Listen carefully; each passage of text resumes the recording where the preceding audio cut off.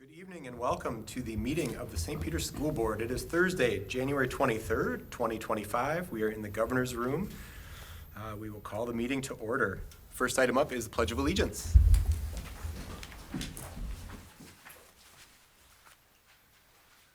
I pledge allegiance to the flag of the United States of America and to the republic for which it stands, one nation, under God, indivisible, with liberty and justice for all.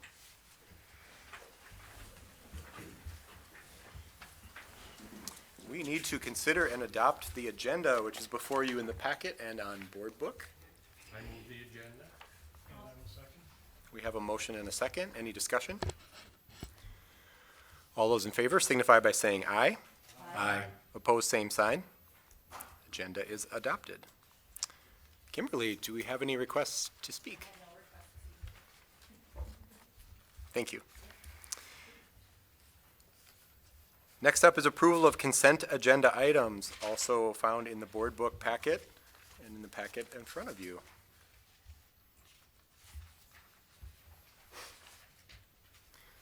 Any comments or things we would like to pull out? I'll make a motion to approve the consent agenda. Second. We have a motion and a second. Any discussion? Discussion. All those in favor signify by saying aye. Aye. Opposed, same sign. Consent agenda is adopted. We unfortunately don't have a student spotlight this evening. The student had an awesome opportunity and had to cancel the last minute. A call back for a radio show. I don't know what that involves, but you have to meet this kid sometime. Well, amazing. we would love to have you invite him back I will. to a future meeting. And make sure that he gives a weather report.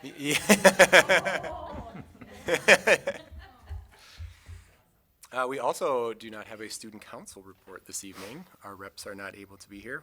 Probably involved in any number of activities. Performance tonight. Yes, yep. All right. Meetings are a little boring when we don't hear from students, but that's okay.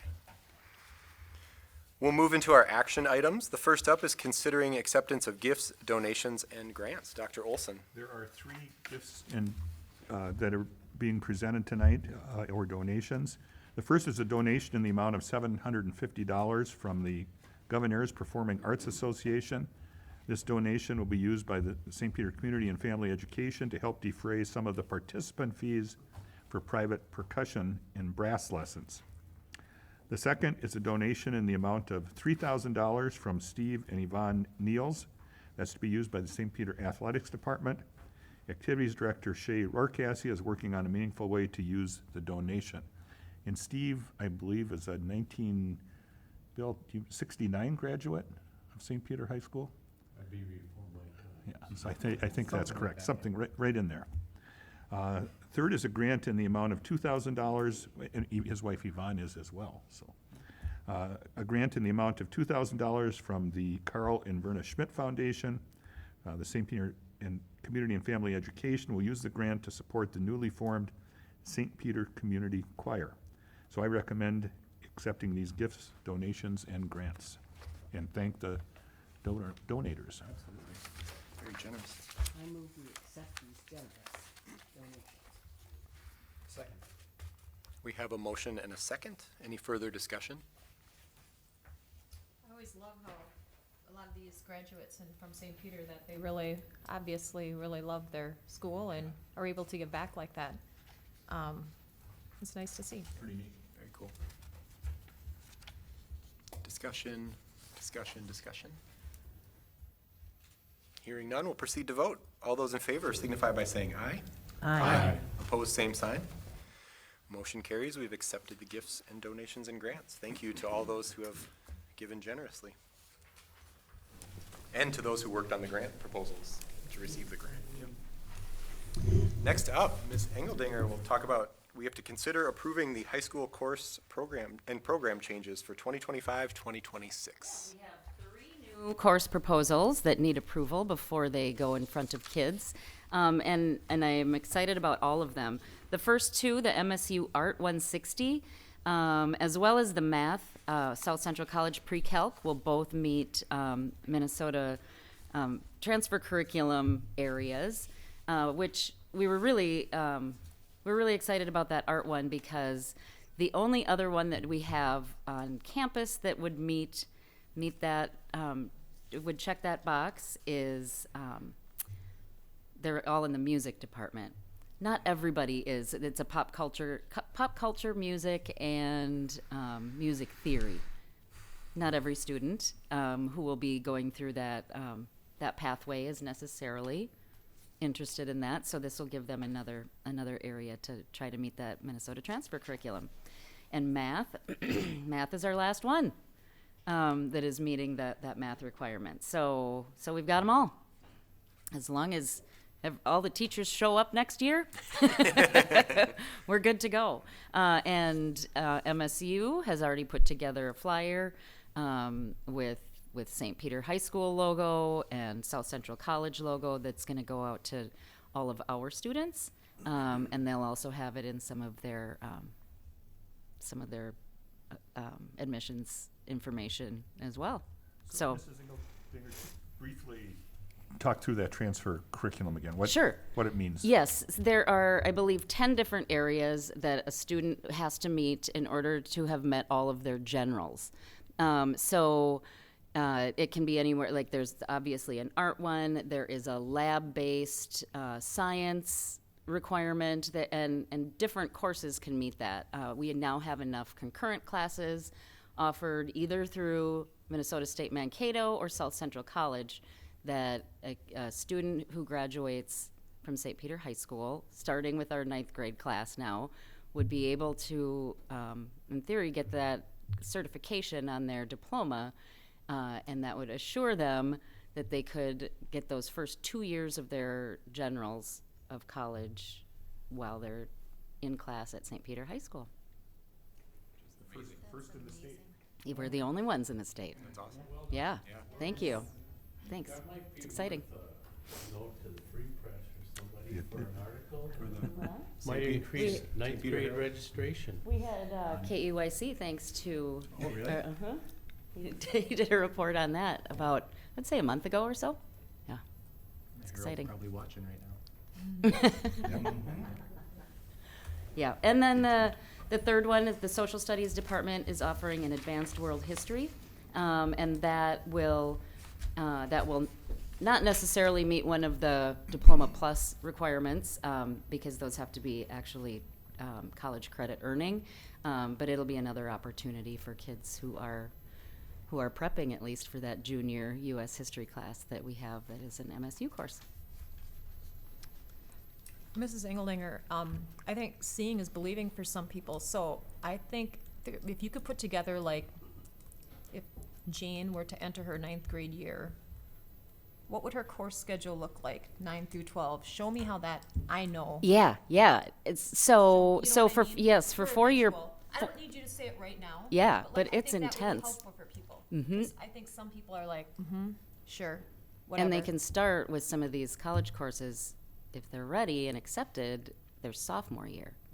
And those kids who are planning on it will have to likely get started with at least 1 or 2 of those courses that sophomore year. Because some kids think that it's not for them, and I Yeah. think it can be for everyone. Yeah, I mean, it can be for definitely. a lot of people. Mhm. So, And kids can still obviously be in those courses without the transfer curriculum being their goal.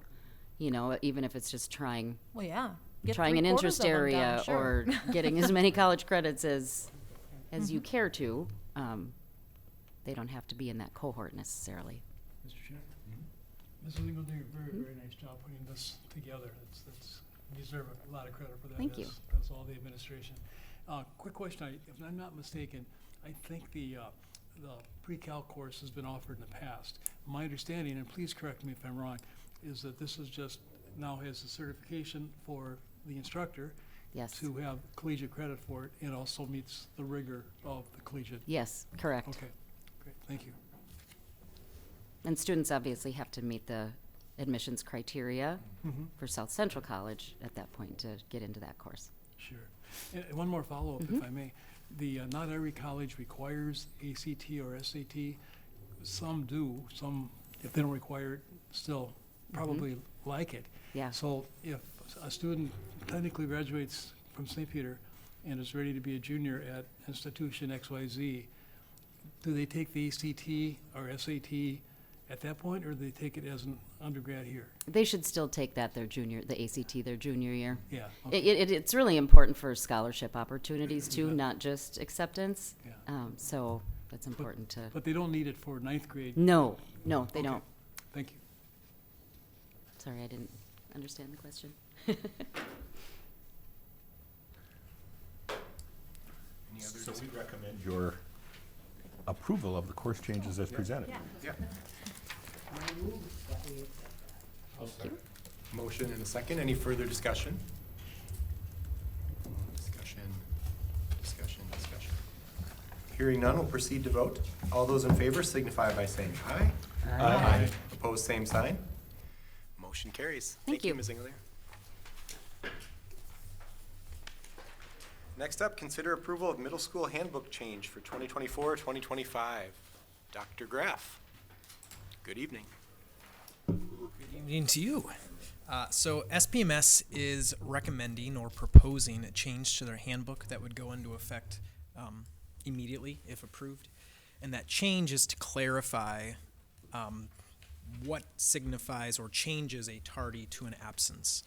So we propose that we add the language that students who are more than 10 minutes late to class will be marked absent, not tardy. So that will not only clarify for staff and families, but it also aligns to the high school's handbook.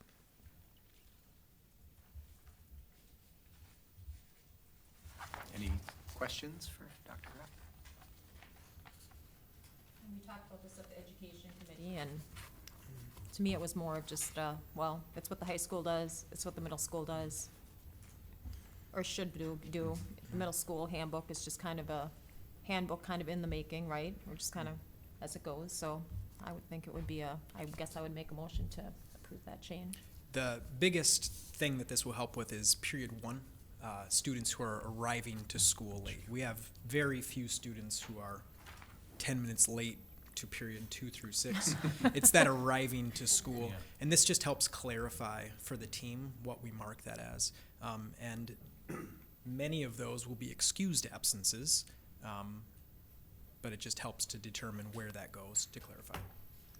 I second the motion. I appreciate that you're looking out for every little way to bring clarity and more direction to the day. This is totally appropriate. And alignment with.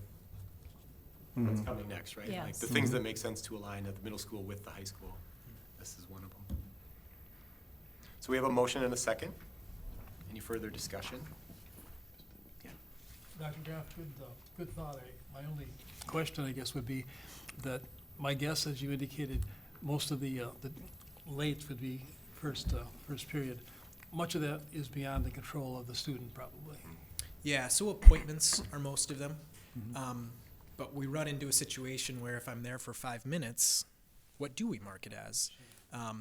And when things aren't clear, it causes a little bit of stress on all ends, students, staff, and parents. So this will just help clarify.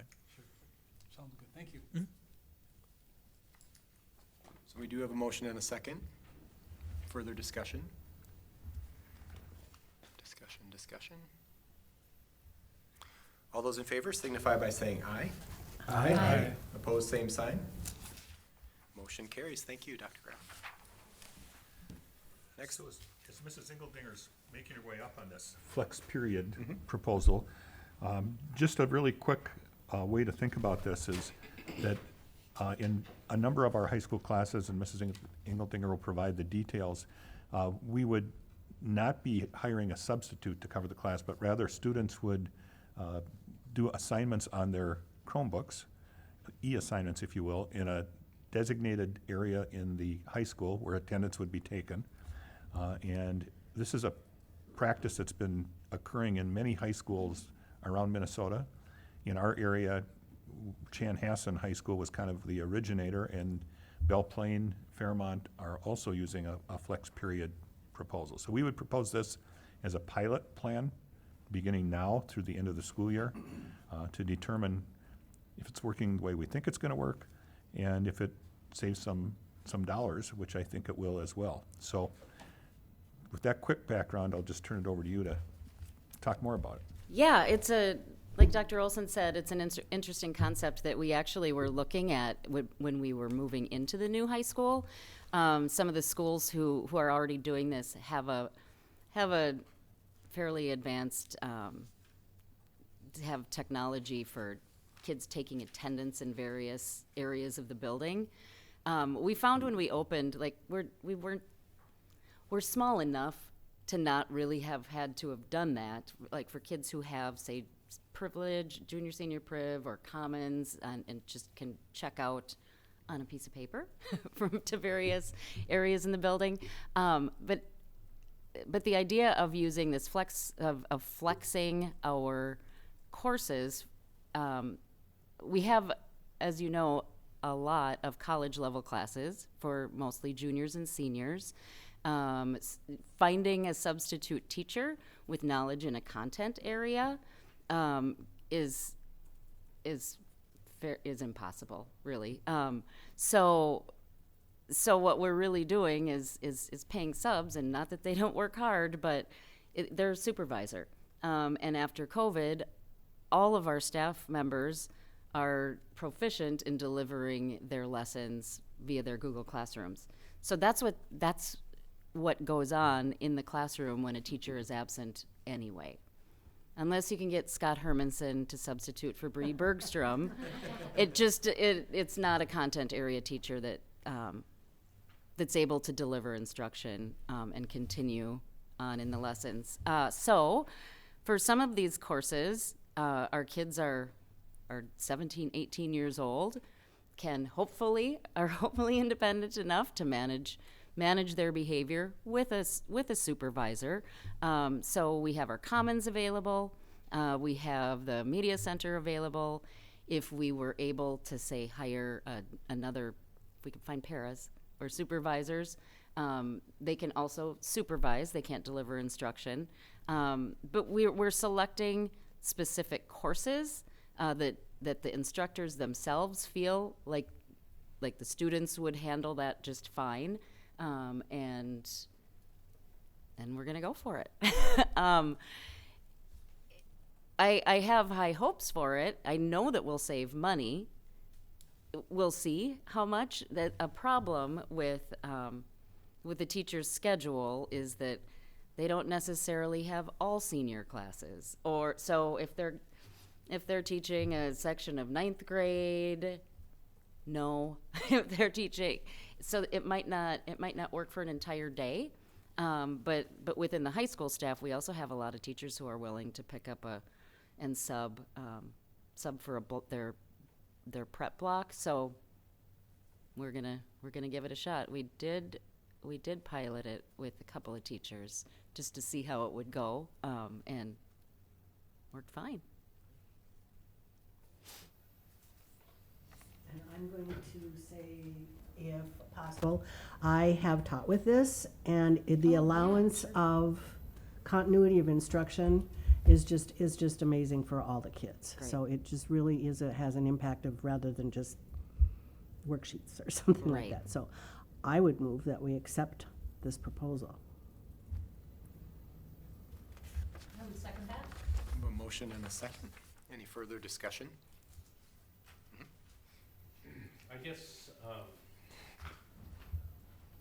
I have some concerns about this. 23,000 seems to me like an awful lot of money that you're gonna save. It could be. A substitute, total package for a substitute for a day is right around $210. So it depends on how many days we're gone. But we have, in our budget, I think the last couple of years, we spend, this is K-12, Yeah. around $340,000 for substitutes. So it's a bigger number than you might think. So we'll see. But it's gonna save money. But even at 210 a teacher, that's about 100 substitute Yep. days are gonna be taken up by this. Yeah, Yeah, we'll we'll see. see. And- An 84-day time frame, so Yeah, it could be, that could be a high estimate. 87, whatever it is. Chair Potts, the one condition that you have to put into all of this is what Mrs. Engeldinger said, which is we can't find subs. There are not subs available. And staff filling in during their prep time is a solution, but it really overloads staff. So, that's a big boost. I think at the admin level, at that table, that's why the conversation started. Because some of the other buildings are struggling to find subs. Obviously, they need subs, so if they can trickle down to the other buildings instead of, We'll get a good handle on a semester, yeah. and then Move forward. look at that Yeah. over a full year. I guess the other concern I have is, I've heard so many negative things about digital learning and flex learning and so forth, and the fact they're in school is a little different than just being home, but yet, and hopefully being supervised, the time will be more productive, but Yeah, I think when you, with Mrs. Engeldinger kind of shepherding the classes that, and teachers where this would work effectively. I mean, if you think about it, you have an 18-year-old who's 3 months away from being on their own, and we're saying that we don't think they can handle being in a supervised area, working on their assignment that they're gonna be accountable for. I think it'll work, but that's why we put it in as a pilot proposal. I think a lot of the frustration or maybe negative you heard about digital or flex learning is probably more towards the younger, I would speculate. I think at the high school this is appropriate. I don't see us be able to probably do a lot of flexing at South, but No. hey, it would be a pilot I'd like to see for a week. Let's give it a whirl. I don't think you'd like to see that. No. you can supervise. Yeah. Just a week, just a week. Yeah, Rita? It's my understanding that even though it's considered flex, that the instructors will be, well, they'll be giving the assignments and it will follow along with the curriculum that they have. So I understand your concern, but as a parent of a high school student, I feel like that continuity is actually better for the students than having a sub who may not, well, who doesn't have that curriculum down, right? And may not actually be completely proficient on the subject. So having that follow through in the class may actually be beneficial in that sense. I would speak in favor of it. I think it's a triple win. First of all, the continuity, as you just mentioned, and also Kate mentioned. Secondly, the difficulty of finding substitutes. And thirdly, they should be relatively self-controlled, well-functioning young adults that, as Dr. Olson mentioned, will soon be The goal. in the real world. And the fourth component, if you will, is, it may not be the full amount that the bill, as you mentioned, that's in the projection, but anytime we can save money, I'm all for it. Right. So I would speak in favor of it. Question for you. Did we seek out or receive any kind of feedback from our teachers' union or their representation? Just from the high school. The high school, the entire high school staff has talked about it, the building leadership team. I don't think it's come up at the union table, since it's just a building level Yeah. pilot. And what kind of feedback did they offer? You know, those who have the courses that would work out, know that which kids can handle it. Yeah. One concern, to be honest, was, if you're just planning on sending all of these classes down to the commons area, so that whoever's supervising common study hall is now responsible for. Right. No, that's not the plan. We can't.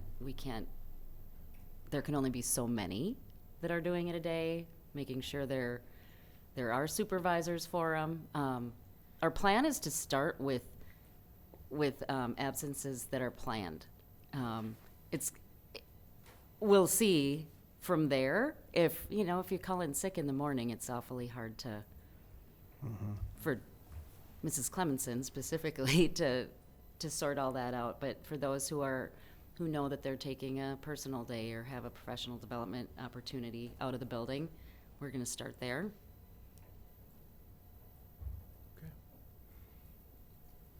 Mr. Chair, is there a way we could, rather than waiting till the end of the semester, say 4 weeks in, 5 weeks in, have them report how it's going, what the observations are, so forth? I mean, if it's not Sure. working, Yeah.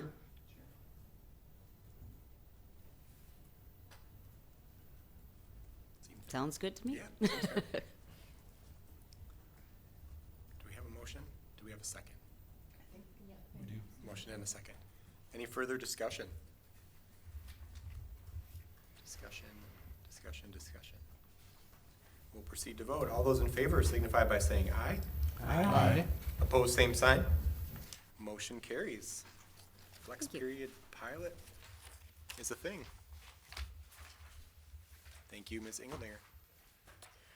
Next up, consider approval of second and final reading of revisions to the policy manual. Dr. Olson. The Policy Review Committee, at the December 16th meeting, looked at Policy 714 for a second time, had not received any feedback at that point in time. The policy requires that on an annual basis, the board looks at its minimum fund balance, and the recommendation is to change the fund balance goal to strive to maintain a minimum unassigned general fund balance of 8 to 10% of the annual budget, which is 30 to 36 days of operating expense. So the policy committee, and I also would concur, recommend your approval of the change to policy 714 fund balances. also move. Second. I have a motion and a Second, any discussion? Discussion. We talked about this in the business meeting too. Yep. And you were good with this, so. Perfect. Any further discussion? If not, we'll proceed to vote. All those in favor signify by saying aye. Aye. Opposed, same sign. Motion carries and policy 714 is adopted. Next up, consider policies with legislative requirements for approval with one reading. Dr. Olson. There are four policies that were reviewed by the policy committee, and they are all with legislative changes that are outlined. Policy 516 adds new statutory provisions and rearranges some sections of the policy for clarity. Policy 521 updates the statutory definition of disability. 532 adds school resource officer language and rearranges sections for clarity. And policy 535, service animals in schools, adds protection for persons with disabilities. So again, in the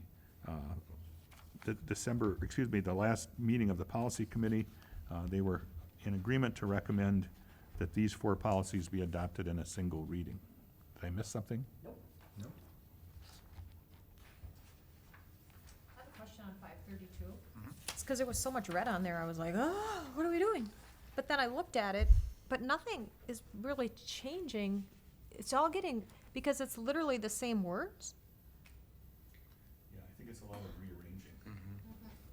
Okay, I wasn't imagining that then. No. Okay. Then the only thing would be where we just have note, this definition is added to provide clarity for discussion, we just would pull that out then, that wouldn't be on there. And that would be under D on 532-2, the page, where it says D and then it says note, this definition is added to provide clarity for discussion of physical holds later in this policy and in light of recent Minnesota legislative action. Does that stay in the policy, or is that just a note for us for when we were reviewing the policy? I believe that would stay in the policy, and what we've looked at, I think, at the policy level, the policy review committee members can add to that is, sometimes the notes are really important to have in there to help interpreting the policy and thinking about why something's in a particular place. Sometimes the notes don't do that, and then they could be removed. But in this Okay. case, we would recommend that note would stay. Okay. And then I thought, give me a second to think, okay? Which I know, always kind of interesting when that happens, but I'll find my policy back here.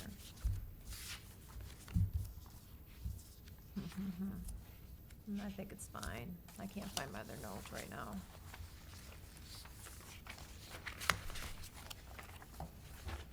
$521. I think it was just on those guys. I'm good. So do we have crisis teams identified at each building? Correct. And is that like an additional assignment for those people, or? No, I don't believe it is. Okay. The principal could speak more clearly to that. John, you want to?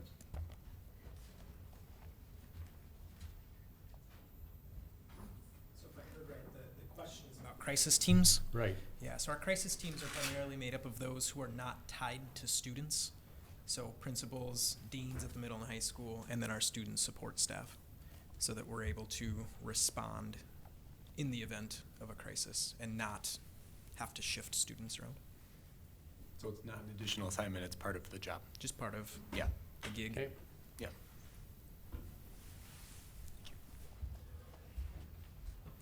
All right, did we have a motion? I will move that we accept these policies with legislative changes on one reading. I'll second. We have a motion and a second. Further discussion?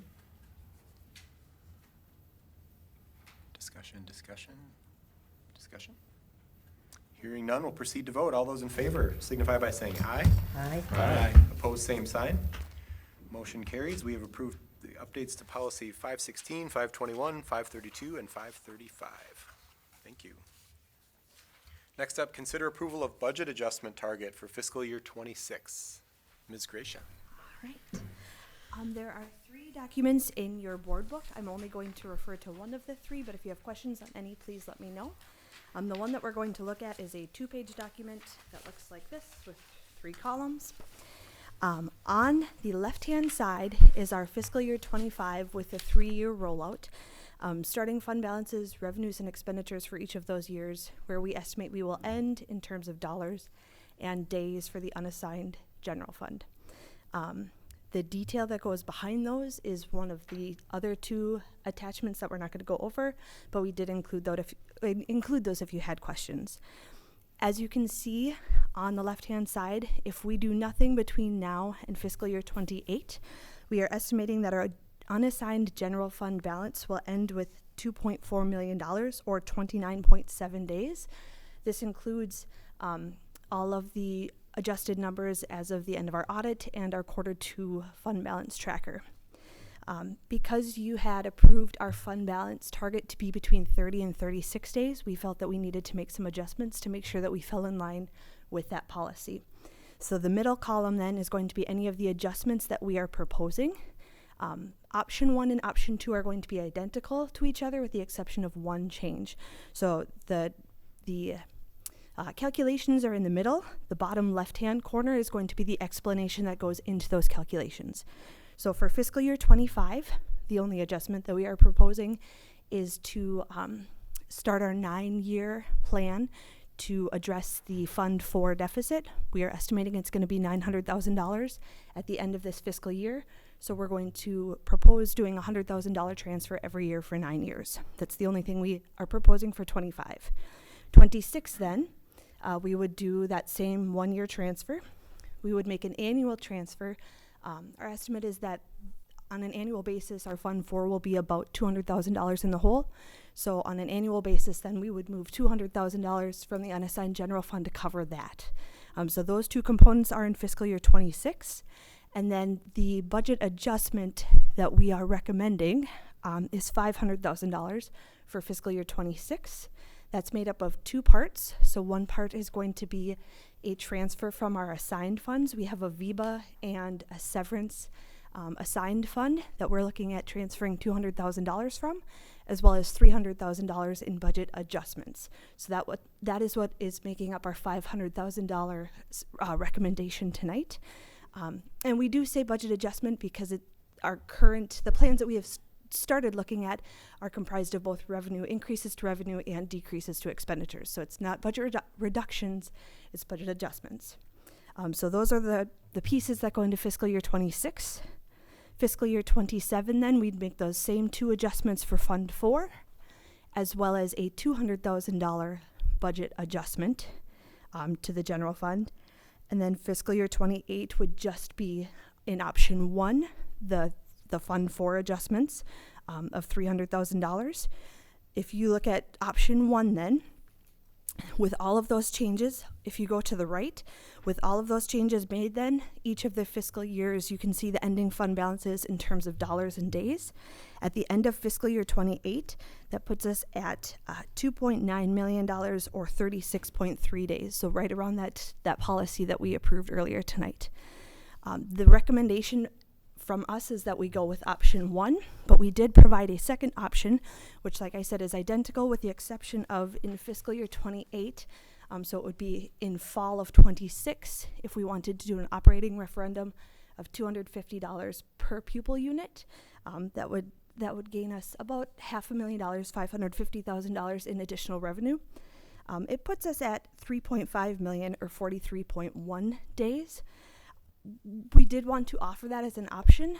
Our recommendation is that at this time it's not necessary, and we don't feel that would be beneficial for us, but we did want to provide it as an option if that's something that you wanted to pursue.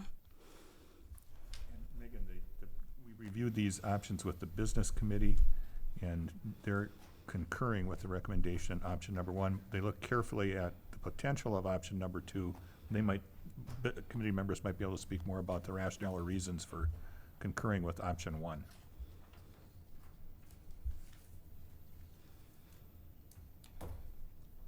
First of all, they're, excuse the pun, but they're numerals. Here, there are lots and lots of numbers. And as you indicated, Dr. Olson, the business committee spent a lot of time digesting this, and our compliments to the Dr. Olson and the business office and everyone involved in doing a lot of good things, including finding additional sources of revenue that we weren't necessarily anticipating, and also doing prudent expense reductions where that's appropriate without hopefully any significant damage to the program, which is a very, very good program. The rationale is a lot of good reasons, but if you look at the ending days at the bottom lower right-hand corner of both option 1 and option 2, there isn't a great deal of difference. 43 days with a referendum and only 36 days without. And anytime you look at a 3-year rollout of this time frame, there are a lot of moving parts and things that you have to assume. And things can change over the next 36 months or 24 months or whatever time frame you choose. But it appeared to be a prudent thing to do. Another thing we wanted to clarify is Megan referred to the Fund 4 deficit. And in terms of clarification for the public, if nothing else, that's really money we owe to ourselves. And it's something that has accumulated over the years, and that's why I plan is to pay it back over 9 years. And it's not a one and done type of a format. So I think the whole strategy is prudent. It utilizes resources that we have.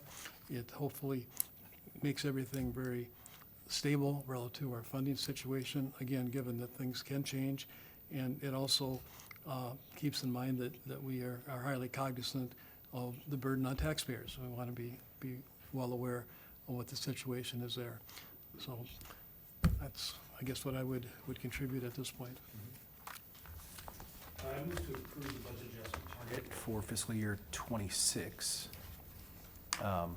And I thank you for your expertise because I know it can be a bit of a shell game dealing with budgets and moving things around, adjusting budgets and not reducing budgets.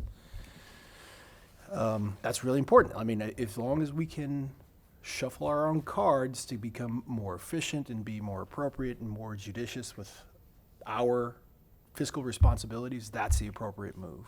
Before we say, all right, now we need to ask the taxpayers for additional funding. I mean, that every time. And so I'm thankful that you've come to us with this. Thank you. I'll second it.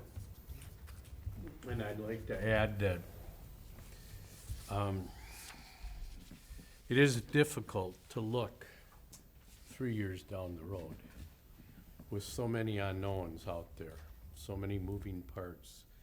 Not only do we have the new administration in the federal government and what changes they may be making, but the state government budget seems to be shrinking, and education receives a large chunk of that budget, so we're gonna have to really fight to keep what we have. And I hate to be the grim reaper all the time, but it appears that it's gonna be difficult to get additional revenue from the state, even though we have tons of information that can justify getting additional revenue. Whether it be that we haven't kept up with inflation, whether, you know, our compensatory revenue being the fact that they don't pay for pre-K kids. There are all kinds of inequities throughout the state that impact many schools, and it just boggles your mind that when education is one of the fewest, or one of a few things in the Constitution that our legislature is obligated to provide, we have to fight for every little dollar that we get. I would add the complexity of looking out, things changing rather rapidly. So if you just took a glance at the governor's proposed budget, alternative teacher compensation is on the chopping block, which is Q-comp. But then there's the hold harmless provision for at least fiscal year 26. So those two things kind of wash their way out in terms of our budget. But there could be other things as well. So this is what we know tonight in projecting ahead, but I'm feeling pretty good about it, and I think the goal will be to work at that $500,000 target, which of course there's a $200,000 shift out of assigned proposed in that, and then come back with budget adjustments that have the least impact on students' programs and people's well-being, their jobs. So those are the driving forces behind what we'll bring back. The goal would be to have something back in front of you, like at study session in March, starting to talk about, think about, have options to wrestle with, if you will, and then perhaps by the March board meeting, be ready to adopt the budget adjustment plan for next year. I have a couple things to point out. Number one, looking at the fiscal year 25, the estimates that kind of show like the revenue and expenses. The one thing I did have, the sale of land with that revenue going down 184,000, what's that all about? So in fiscal, because we start both our revenues and expenditures with 24, in 24 we sold, I believe it's called the Pell Land. I'm not sure on the naming. Yes, so we sold a chunk of land in 24, which was revenue. Then in 25, we needed to take that revenue back out of the budget because we won't have that revenue again in this year. Oh, okay. I gotcha. Okay. All right, but then just go a couple of lines below that, and of course the public can't see that, and I think that's an important thing, because had we not had those 73 extra students, that added 730,000 to our budget, and that's kind of huge, and so we never can say that too much in terms of, we sold that land and hopefully to put up some really nice houses in hopes to attract some really great families to keep having that number go up, because without that 730,000, these option ones and option twos would not look that great. Because I really love the idea that we're not looking at that operating levy referendum because, you know, we don't want to be doing that to our taxpayers. And that's what prevents us from having to do that is those 73 students. So, So we do have a motion and a second. Any further discussion? Discussion, discussion, discussion.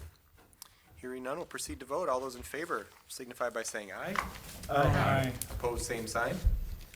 Motion carries. We've approved the budget adjustment target for fiscal '26. Thank you, Megan. Next up, consider adoption of St. Peter Public Schools 2025 legislative platform.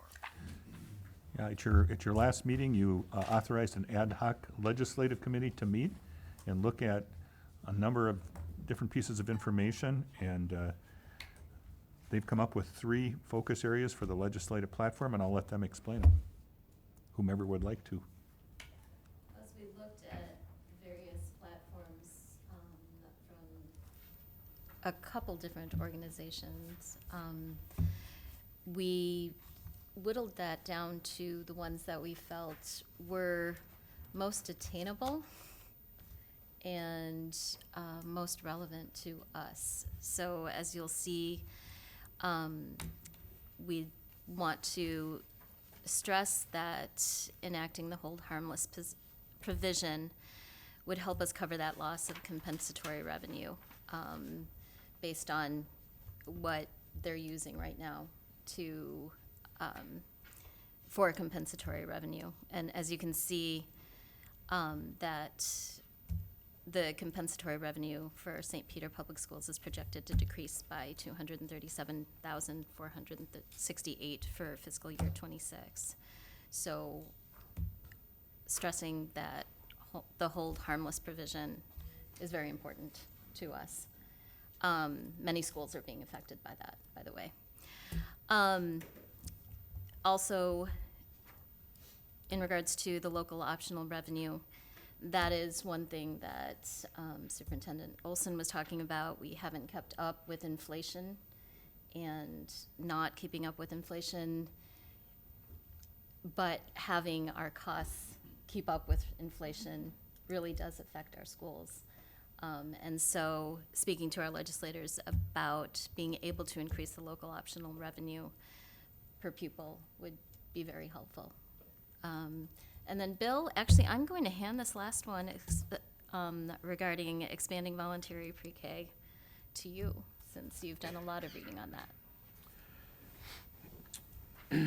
Well, this came about with our disclosure that we owed ourselves $900,000 in the '04 fund because we've had to borrow from the general fund for many years because our pre-K programs are not self-sufficient. And there are provisions in statute for aid for pre-K programs. Pre-K special ed gets aid, but in regular ed students in pre-K have to meet so many different qualifications, and the state has set aside a certain amount of money for the entire state, and then they have, I don't want to say a lottery system because it's more of a grant system and you have to meet eligibility requirements.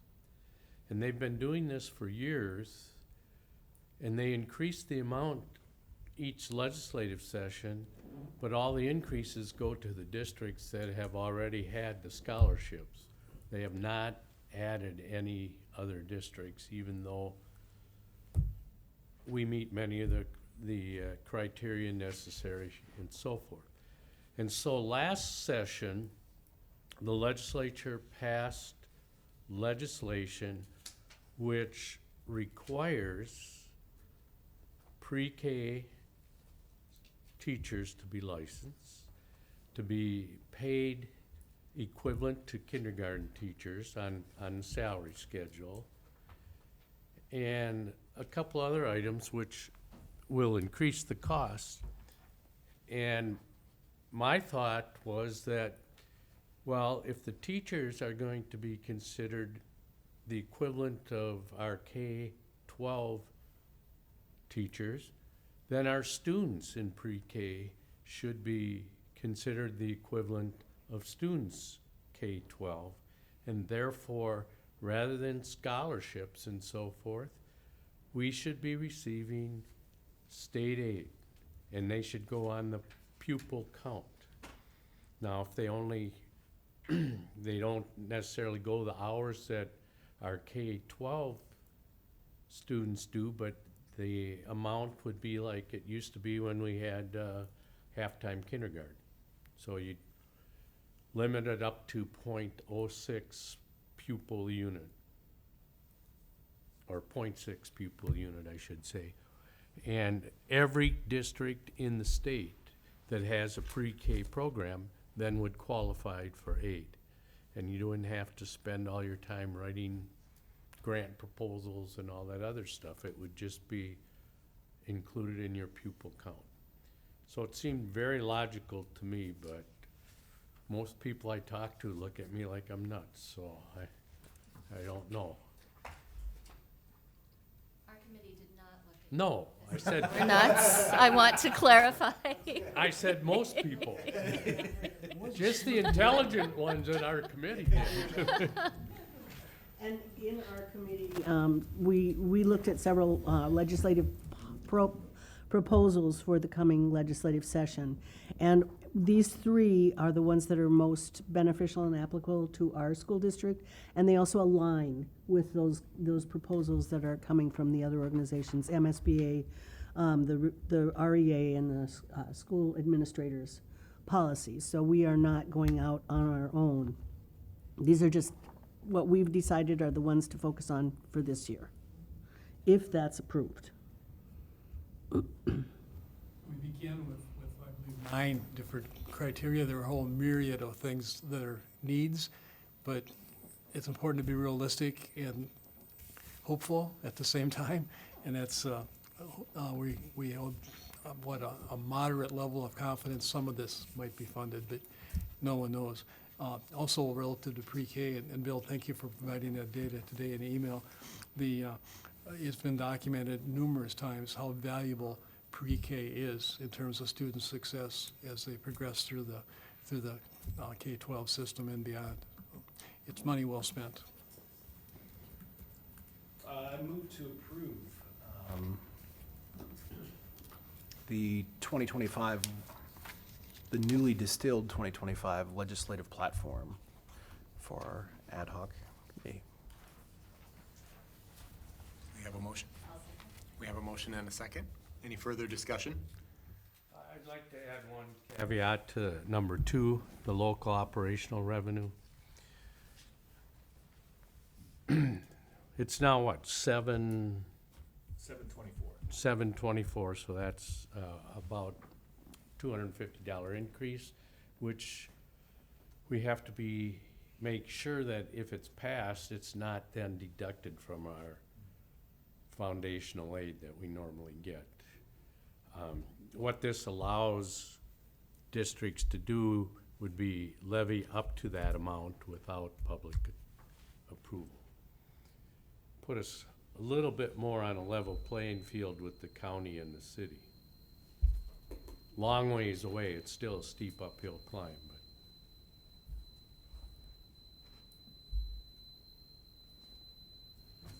I have a question for the Yeah. legislative committee. If approved, and we have a more focused, narrowed focus of our goals, what kinds of things, can you share with us the kinds of things that promoting and awareness that will be done to focus on them? Like, what's the action once we have a decision about direction? Well, Rita, you're the chair, so you can go ahead and Well, the reason why we have this ad hoc committee and have the legislative platform is to bring this to our legislators and to share with them how this affects us as a school district, really essentially telling our story, so that it's not just a myriad of school districts going to legislators, but telling them how this affects our students, how this affects our community, how this affects our teachers. Because if you, and this is after being on the school board for a year, but school budgets, wow, understanding them is not the easiest thing to do. And so with this legislative committee and with our platform, we can hopefully distill this to a more understandable amount of information for our legislators and how this specifically affects us.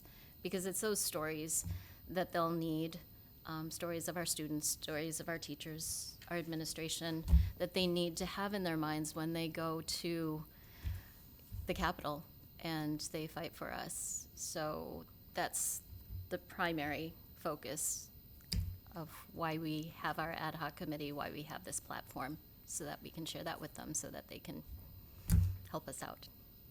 A couple of different things, Drew, that the committee talked about too, is we could potentially, depending upon how the session comes together, and right now it's not necessarily coming together, we could invite local legislators to a study session or a board meeting. We could have a group of, maybe the members of the committee take the platform to the Capitol and meet with our legislators at the Capitol to talk about our priorities with, as Rita mentioned, our stories. So, and there are, as Ken mentioned, legislators do tend to hold meetings back in the district where it's open public meetings. There's an opportunity for our committee members potentially to present there as well. So kind of those three opportunities.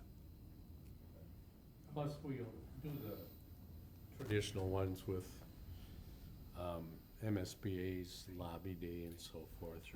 We'll go with that and try and meet with maybe some other districts in our area, see if they have the same concerns, so they can piggyback maybe and so forth. Mr. Chair, if I may? I think perhaps, I'm not sure if you were asking that or not, but if we are successful in garnering additional funding, where that might be utilized. Is that part of what you were asking, Drew, or? Not so much, but it's a great question. Okay, all right. You know, and some of that has yet to be determined, because as we passed earlier, the plans for the coming year and the target, we're looking at $500,000 over the next several years in budget adjustments. So there's no shortage of places for additional funding to go, and it would certainly enhance the whole educational process. Big component would be the hold harmless relative to compensatory. That would be massive, and well, they're all important. Early childhood also. One thing I'd like to add, unless I'm mistaken, if I am, Dr. Olson, please correct me. I believe the LOR is part levy, but also part state funding. It's shared, so it doesn't put the full burden of an increase on the local taxpayers. Correct. Mr. Chair, the nice part about this is that this ad hoc committee and our platform that we're hopefully going to approve here all ties in so nicely with the budget adjustment, with the transfer curriculum, with the policy reviews, all of the things that we're doing as a board anyway. And this just supports the strength of our policies, our recommendations to our legislators too. Good discussion. 4 out of 7 board members kind of concur on things too. You know, we pretty much came to a consensus fairly quickly. So we do have a motion and a second. Any further discussion? Discussion. Hearing none, we'll proceed to vote. All those in favor signify by saying aye. Aye. Opposed, same sign. Motion carries. We've adopted the 2025 legislative platform. Thank you. First item on the informational items list, enrollment options, yearly comparison report. Dr. Olson. So on an annual basis, you receive this report, and it shows you what's happening with students leaving and coming to our district. There are a lot of places to look at the data, but the one I want to point out most importantly is the total number of students leaving our district is 345, but that number is down 21 from last year, and from the high point of 2020-21, down about almost 70 students. So we're making good progress. And if you look at all of the different areas, this particular year, the 2024-2025 school year, we're doing well in almost all areas. As you look at students leaving St. Peter and then students coming to St. Peter from surrounding districts, we're gaining there as well. Part of that reason, I would argue, is quality programming, pre-K through 12. And that, when you have quality programs, you tend to attract students, and we need to continue and will continue to market our programs. And so this is positive trend data, is what I would say. But I'd stand for any questions, or you might want to make some comments about anything that you see particularly interesting.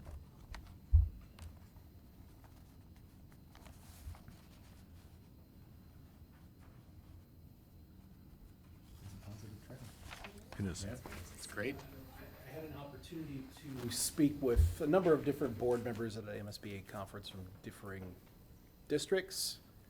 And one of the items that I heard come up more than once was their struggles to align with the needs of their community and the things that are being taught and the skills that they're wanting. And it was as if they were talking about academies. And it was an interesting opportunity to share some of the information that we have, some of the things that we are doing that are helpful in those areas and do align with the needs of the broader community.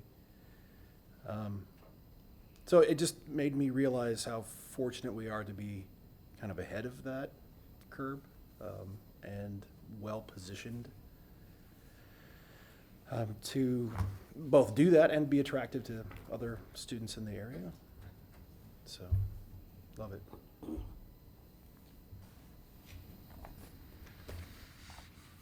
Okay. All right. Thank you. Next up, superintendent search timeline. You wanna take that one, Charlie? It's just looking at kind of the key dates upcoming here. Yeah, for sure. So at the special board meeting on December 16th, we worked with MSBA and their search consultants to develop the timeline for our superintendent search. So just looking at, we have the list of upcoming dates in front of us. But we had the survey that went out to the district families. We had a really good response rate. Correct. Right around 250 responses in the survey, which is a really good number. Yeah. And so our next big thing coming up, February 18th, we have a special meeting of the board to do some interview training with MSBA, discuss public input report, and kind of look at sort of the logistics of the search. And then you see we move pretty quickly through the timeline as we get into late February, early March. MSBA is, the services they provide are thorough and quite helpful in reviewing screening some candidates before we then really dig in with our interview process. But we review applications the end of February into the first week of March. March 7th, we have a meeting scheduled to determine the finalists and kind of cover the logistics of what we're going to do with the actual interviews. And then March 11th and 13th, we will conduct first round interviews with the idea then of pretty quickly, within the week or so after that, to do on March 20th, we have time set aside to do our second round of interviews. So you see we move quite quickly as the process goes so that we can work on a contract and approve that contract by the end of March with a start date of July 1st. So we rest now. So we are right in line with a favorable timeline for the search process. This all, MSBA has done a good job of kind of guiding through what a good timeline looks like. I think we amazingly were able to identify dates and times quickly as a group, which is hard to get a group this big to identify times like that. But I feel good about our timeline, and I think we are right on track for finding really good candidates and hiring someone who will be outstanding to start in July. And I also want to say thank you to those 250 community Yeah. members who provided input, because that's really important to our process. Any other comments or questions? All right, thank you. Next up, new curriculum development model. Dr. Olson and Dr. Graff. We'll let Dr. Graff take you through the new plan. All right. So the new curriculum development plan has been shared at a number of different committee meetings. So I'll give you an overview. I'll start with what happens during the plan, and then I'll talk a little bit about the rationale behind why the changes were made. So it is a 3-year plan. Our former curriculum model was a 2-year plan. So in year 1, teachers will explore the new standards, the guiding principles behind those standards. They'll learn about new knowledge and skills and strategies that are required to meet those standards. They'll also create an action plan that helps kind of set the stage for the next 2 years, what they need to do to go from where they're currently at as a department to where they want to be to meet these new standards. In year 2, they develop a revised scope and sequence based on the new standards, and they identify tier 2 and tier 3 vocabulary words because we know that vocabulary is critical to our literacy efforts. And then they also seek professional development and begin developing lessons that will include those new strategies and the philosophies behind those new standards. In year 3 then, in the fall, teams will actually implement the new standards. In the spring, teams would come back to the board and make curricular recommendations or requests. And then in the summer of year 3, teams are writing the implementation manual, which is the document that states how we teach a given discipline within the district. And then year 4 and beyond, we're ensuring effective and efficient implementation through walkthroughs at both the administrative level and department level, having teachers get into each other's classrooms and give feedback on those new strategies, knowledge, and skills. So some of the rationale behind it, MDE recommends a 5-year implementation plan. The first couple of years of that implementation plan really are the study phase, so this aligns better with MDE's standards implementation process. The other changes really are about extending the time from 2 to 3 years, and the rationale behind that is it gives us time to focus on those philosophies that come with the new standards. In our former model, most of our time was spent really studying what we had to teach differently, and in the new model, we can spend a lot of time thinking about and studying how we teach differently. So really doing it different, not just what we do differently. And then the timeline for purchase has changed. In our former model, we made curricular recommendations before we actually taught the standards. And what we found is you don't know what you don't know until you do it. So this puts it the spring after we've implemented. So hopefully we've worked out some of the kinks and really realized what we have compared to what we need. And then lastly, the timing of the implementation manual has been moved back as well. In the former model, we wrote an implementation manual before we actually taught the new standards. We felt that that was kind of backward. Now we're going to teach those standards before we write the implementation manual. And the goal of all of this is just more efficient implementation to ensure that we're meeting the needs of our students.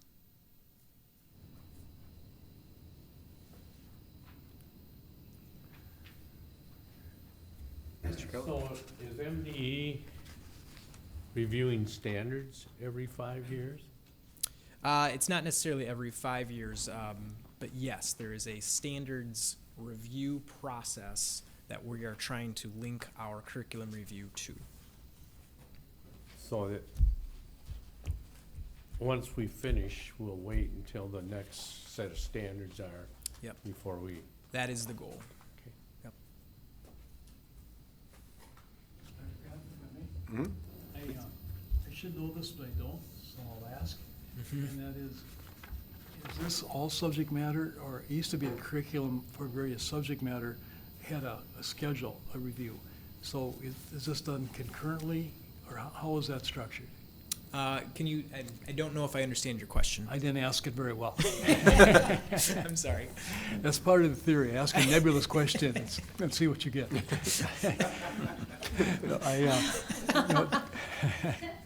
At one time, for example, the sciences would be under review. And then the next year would be perhaps physical education and health. The next year would be English, and then social sciences, or whatever the sequence might be. Yes. And that is a different format than what this is. And by the way, the logic appears very well laid out. I'm just curious if this substitutes for that, or if that's a totally different program. Very similar process. Our former process wasn't always aligned to the standards changes. So sometimes we would go through a curricular review, we'd make decisions, and then a couple years later, the standards would change. So then we'd have to go back to the drawing board.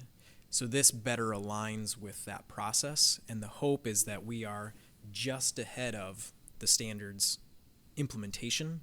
So if MDE says science standards need to be implemented in 2025, we've started this process 3 years earlier to make sure we're on target. We've got all of our homework done so that when that implementation comes, we're ready to go. Okay, very good answer to a poorly phrased question. And unfortunately, sometimes the standards get delayed, and then we're in the process. But this is really, I think, a nice improvement, and compliments to our team and John for coming up with it. Thank you, Dr. Dabb. Next up, presentation of MSBA's Directors Award. Got a pretty little certificate here for Mr. Kaut for successfully earning 100 points from MSBA-sponsored sessions to improve individual performance, the MSBA 2025 Directors Award. So thank you, Mr. Kaut, for the extensive time you have spent, because 100 points is 100 hours, right? I have no I idea. didn't know it was points. Just say yes. Yeah, that's a lot of time. 100 plus hours. 100 plus hours in trainings, learning, finding ways to make our board better by being informed and being well educated. So we're grateful and congratulations. Well, thank Honor. you. Yeah, we've got a certificate and a letter for you. So congratulations.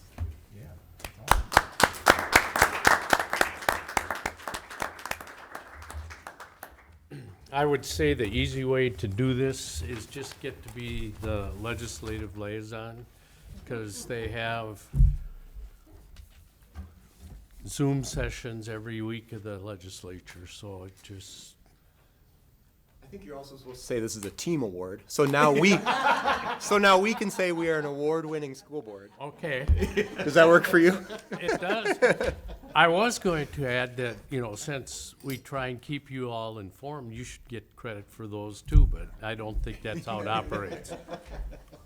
But sincerely, thank you for all the work that you do to be informed. It's helpful. Well, thank you. Yeah. All right, we've got reports. The building principals.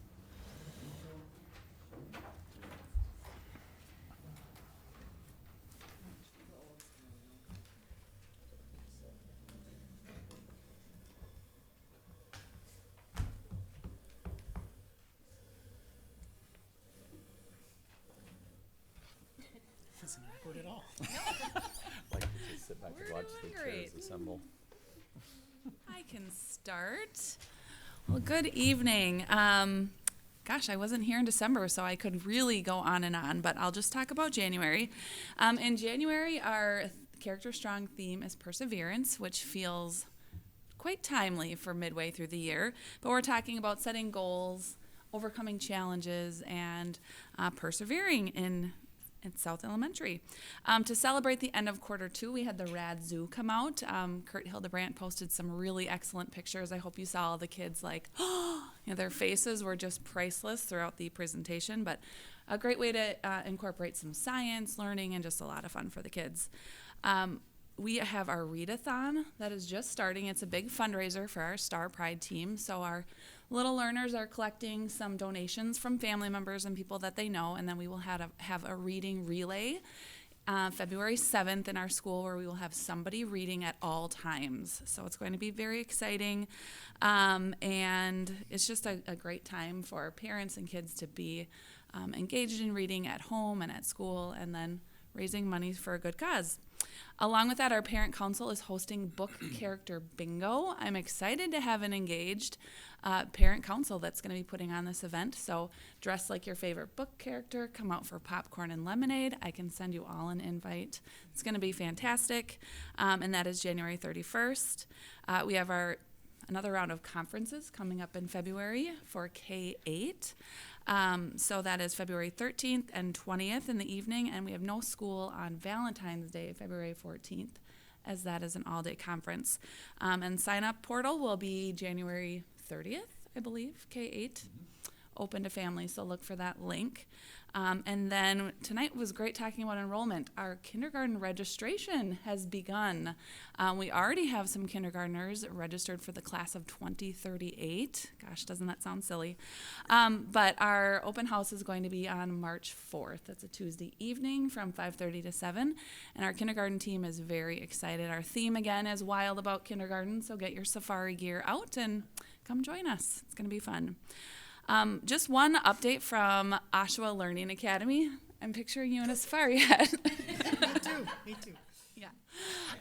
Oshawa Learning Academy, this second semester, we have been working really hard to look at a little bit different model. We've been working with the Leo A. Hoffman Center to incorporate more treatment and psychoeducational programming into the school day.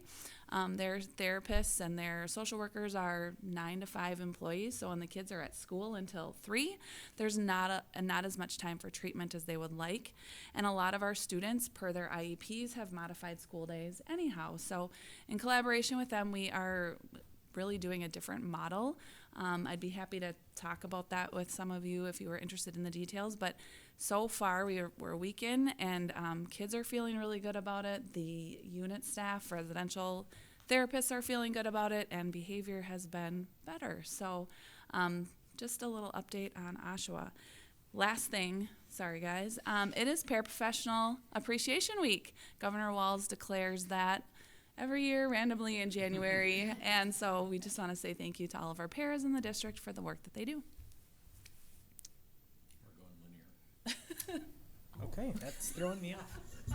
You're next. All Gotta right. keep them on edge up here. So the middle school welcomed the Project for Teens last Wednesday to Mr. Malls' 6th grade class. It's our annual conversation about the difference between a bystander and an upstander. Bystanders are those who just kind of coast through and just watch it happen, where upstanders are those who make a positive contribution. And the goal is to, continue to encourage our students to be a positive part of our culture. Minnesota Student Survey is happening this year. As you are probably aware, it's a joint effort between the Minnesota Department of Education and the Department of Health, offered once every 3 years to 5th, 8th, 9th, and 11th graders. And we are participating. Our 8th graders took the survey today. Our 5th graders will take it tomorrow, and our 9th and 11th graders will take it on the 29th. And then lastly, we will be hosting our first cultural event at the middle school tomorrow. We'll have a Native American Joy Day, a mini version of what the high school has modeled for us. Our 8th graders will run a modified schedule to accommodate 3 sessions in the afternoon. They'll hear from some guest speakers, and then the whole school will get together for a assembly at the end of the day. There will be Native dance, drum, singing, and our NAPAC crew will put together the teepee. Should be very, very exciting. Oh, and I cannot forget, we're also having a Native-inspired lunch, bison burgers. Very excited. So looking forward to that, and looking forward to continue to grow our capacity to have those events at the middle school as well. So thank you to Shar and John Warren for their help in organizing. Very good. Thanks, Dr. Goff. Well, greetings from North Elementary, everyone, where we celebrated successful first half of the year completion. We like to always celebrate our accomplishments through our Passion Project Day, and then we have our assembly tomorrow. And that one's always amazing to me. Our PBS team usually does some kind of a quiz for all the students, and they'll just pose some questions. This assembly, every student votes on these, and they'll rank their top 5 book series, or their top 5 dress-up days, or their top 5 individual days of the school year. And then every student will get to pick, they have to pick them in order. They try to pick them number 1 through 5, number 1 through 5. So lots of combinations. And it blows my mind. Like there's usually like 5 or 6 kids that get all 15 points, like boom, in order. And then a few staff members, like Mrs. Moulter always knows, like she knows the inside brain workings of 2nd, 3rd, and 4th graders very well. She always gets those right. And so that'll be revealed tomorrow. And we do have a special guest. So North's doing our part of the legislative process there, Mr. Kaut. Senator Nick Frentz is coming to participate as principal for a day. It's a day that the Minnesota elementary school principals sponsor and just ask legislators to come in and spend a day. So he agreed to join me for the day. So we have a agenda going. He's going to meet with student council. They're prepped with about 12 questions, some really good questions to ask him. And he's stopped in before. He's no stranger to a school building. He's very comfortable in school buildings. So he's going to do a little lunch duty. And then we'll give him the quiz in the assembly and see if he knows 2nd and 3rd and 4th graders at North very well. We'll see how he does. But so we're looking forward to that. And I just love that because student government, it's a big deal. You know, you don't think 7, 8, 9, 10-year-olds are thinking about that, but they are, and it's part of standards. And you know, they're pretty active on how do we improve our school building and our community. So, so we're excited about that. Kindness Crew also is kicking in their new quarter of teaching, so they're traveling around the building this quarter and they're focusing on honesty. And Mrs. Sikora mentioned the theme for the month being perseverance, and a part of that is just being honest with yourself and others. So they're going in, and that's a really nice component. The lessons are meant to be student-led. They're right in our Character Strong curriculum. And so they just continue on the work that the teachers do in the classroom, but the students are leading it. And the last one I want to share, I'm really excited. We have a group of 6 teachers that have volunteered, are told, one or the other, no, voluntold, that's the term. They're taking part in a pilot group. We're really trying to tighten things up with student-led conferences. We just really firmly believe that students need to take ownership in their learning and communicate like how they're doing to their parents. So this team is doing some sampling right now of a template that 2nd, 3rd, and 4th graders would use, about a 4-page document. One of the most powerful components on it is the visual progression of their learning from 1st grade through 4th grade based on like A math and A reading scores. It's their general, you know, English scores and math scores, but they plot them out on a line every quarter or every screening period, and then show their parents how they're progressing as compared to a typical 2nd and 3rd and 4th grader. And the visual part of that, the teachers said it had such a huge impact. Some of them are already using that, and that just kind of, it's the visual components that when you're throwing numbers out and grades and stuff, I mean, it's a data point, but you don't see that learning progression and where you're at compared to a typical student. So they're gonna gather some data, and our plan is to test it out with those groups for the fall conferences, like Janet mentioned. So looking forward to the results on that. Thank you, Mr. Doherty. I kind of was going to piggyback off of the middle school's change to their handbook. We're also focusing on tardies at the high school this year for our behavior goal for QComp. And I would second that first block class is really the one that that's tricky. I would say we have the most tardies that first block, so thank you for clarifying when the start of the school day is, Mr. Graff. At the high school, it is really on the students themselves, so we're working hard on that. The goal that we've set for ourselves is a 10% reduction in tardies from first semester to second semester, and if we just compare first quarter to second quarter, we've made a 19% reduction. Nice. Yep, and you know, that's just getting everybody in the building to focus on the same thing. And rumor has it they're talking about it, right, Tracy? No, definitely sitting home here.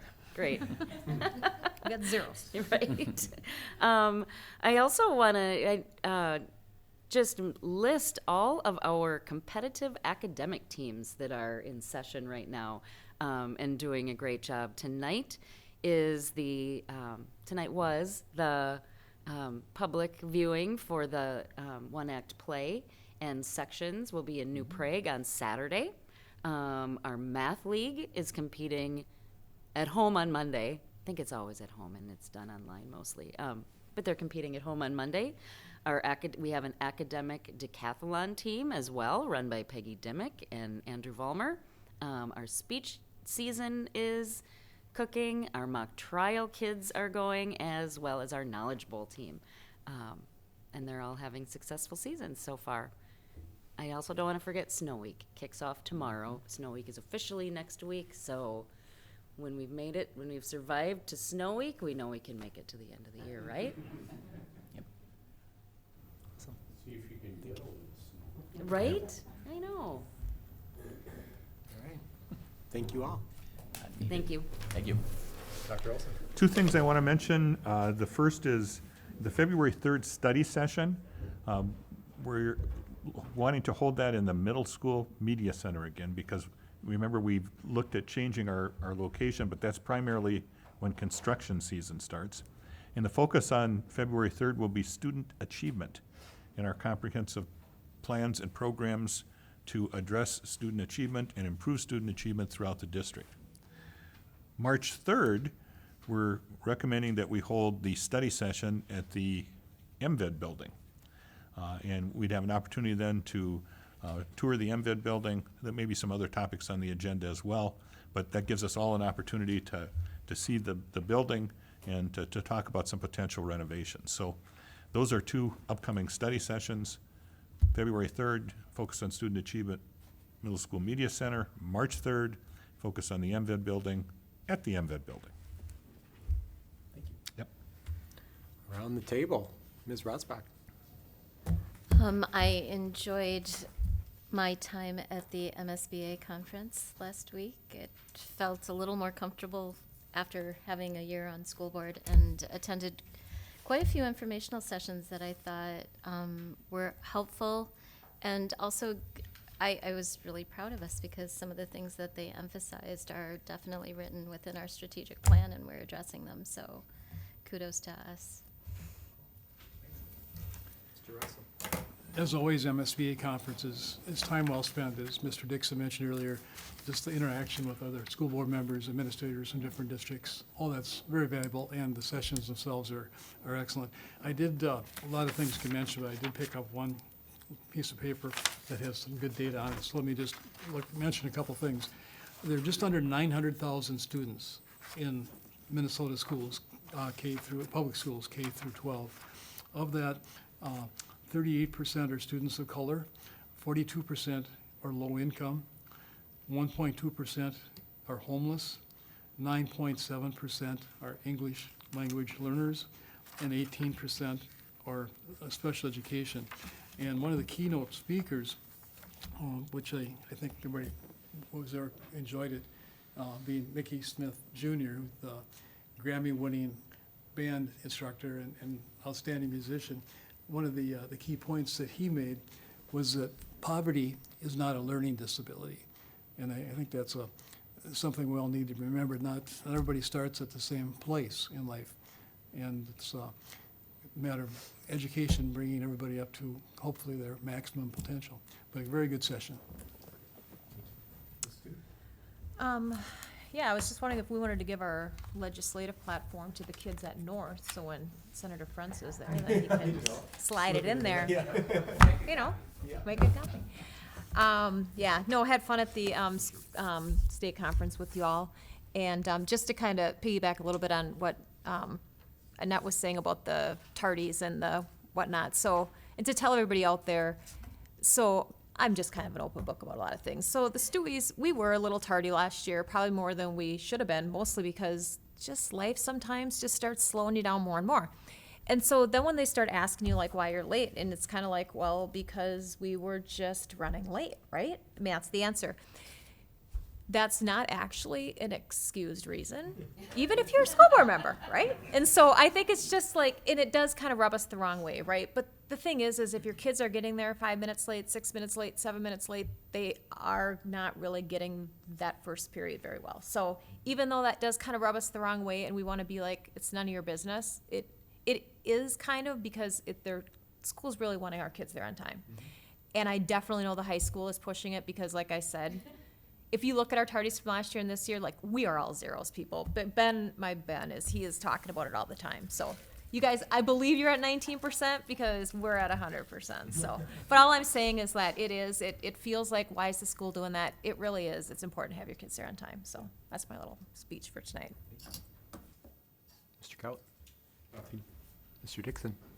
No, just thank you for your time at the MSBA conference. It was great, so thank you. It was an excellent time. And I agree with you, we do have a great community and a really good working board, and it was kind of brought out in a nice way.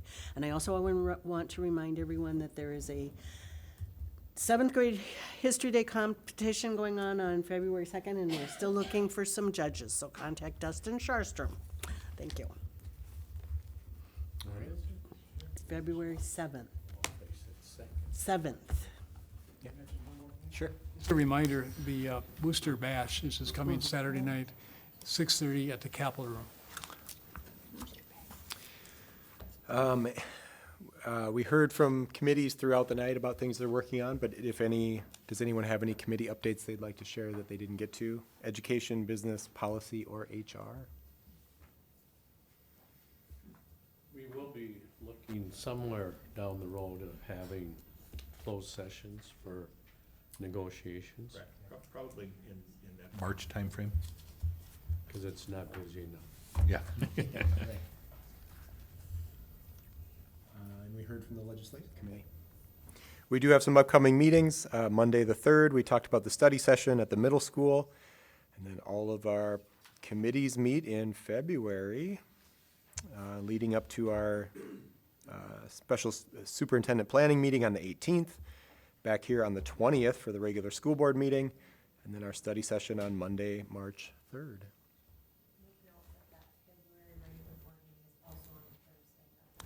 Correct. Thank you. Throwing me off.